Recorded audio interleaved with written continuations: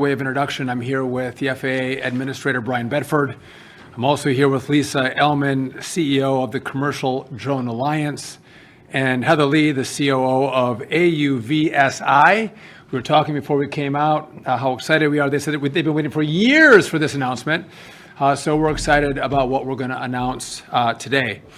We are going to unleash American drone dominance.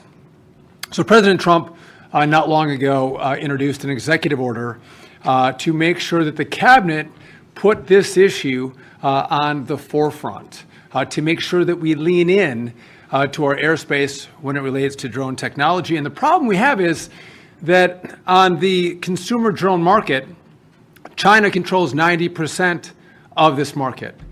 And the problem with that is we're turning over our skies to one of our main adversaries. Huge problem. And it's going to happen no longer. Now, the issue hasn't been that America just can't innovate, America can't create, America can't build amazing drone technology. It's that we've had a bureaucracy in place that makes it incredibly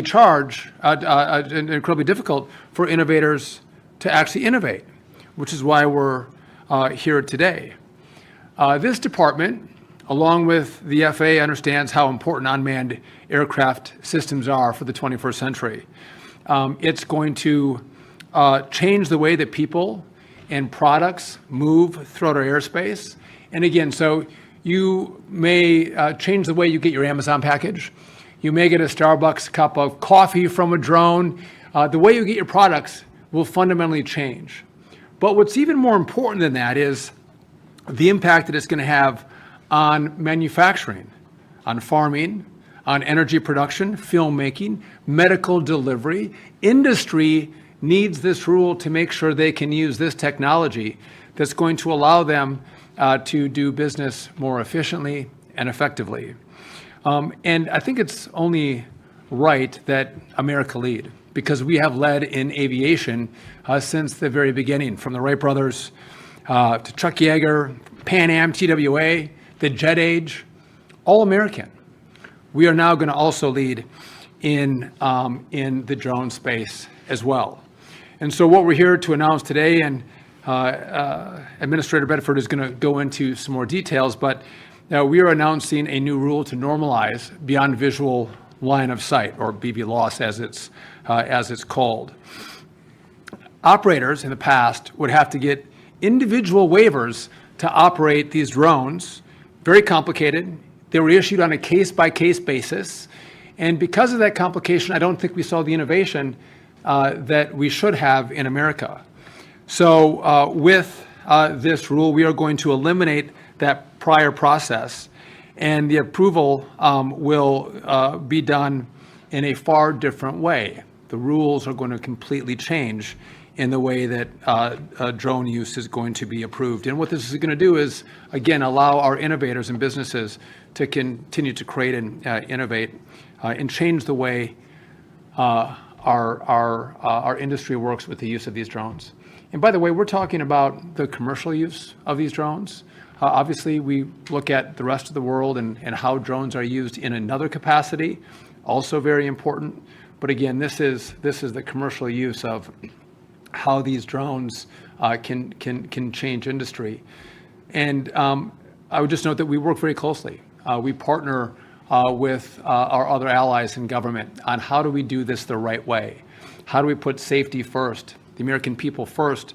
And so those conversations have been had, but this new rule will enhance safety by requiring safe separation from other drones and unmanned aircraft, if you're going to get a license to fly these. And it's going to require collision avoidance technology. We're also partnering with TSA to ensure that operations supervisors and flight coordinators are properly vetted. We want to make sure the TSA looks at who's operating these, what kind of background do they have, and make sure we have the right people, the good people, operating these drones. And so TSA has been a great partner. We're excited about this announcement today. This has been a long time coming. This was not thought up in the last 7 months. This has been going on for well over 4 or 5 years, this conversation. Under this president, we're not afraid to move, and move fast, but also move safely. And I just want to end, before I turn it over to Administrator Bedford, I'm grateful for the President's leadership. He has been remarkable in seeing spaces that government has got in the way of innovation and business, and clearing the deck to make sure that we get government out of the way. We still maintain our safety mission, but we allow the creativity of the American spirit to be unleashed. And that's what we're going to do today with the partnership of President Trump with this new. I want to make a quick point here. So often, technology evolves in government, rules and regulations don't evolve with it. And what you're seeing today is government coming up to speed with the evolution of this technology. And if we don't do that, there is no reason why we fall behind but for the fact that government can't respond in a timely fashion. Our industry can, we need our government to as well. I want to be clear, for us, the backdrop of this is always safety, making sure our communities and our people are safe as the opportunity for drone technology evolves and is deployed. I couldn't stand here and talk about drones in the airspace without talking about air traffic control, how important the modernization effort that's underway right now is to making sure that drones can be deployed, eVTOLs can be deployed. I want to thank the Congress and the President for the $12.5 billion down payment they gave us to start this process. The total we need is $31.5 billion, but we can start the process. What we are doing, Brian and I have had a lot of conversations. We believe setting this up right is going to save us months and years in the back end. And so we are going through that process now, thinking through how we deploy, how we contract, how we engage with the private sector to make sure this is done at the speed of President Trump, the speed of the private sector, and do it with the safety and the reputation of safety from the FAA. And so that is coming along very well. But again, all of this works together. It all flows together. Making sure these are deployed safely also relies on us re-envisioning all the other uses we're going to have in the NAS.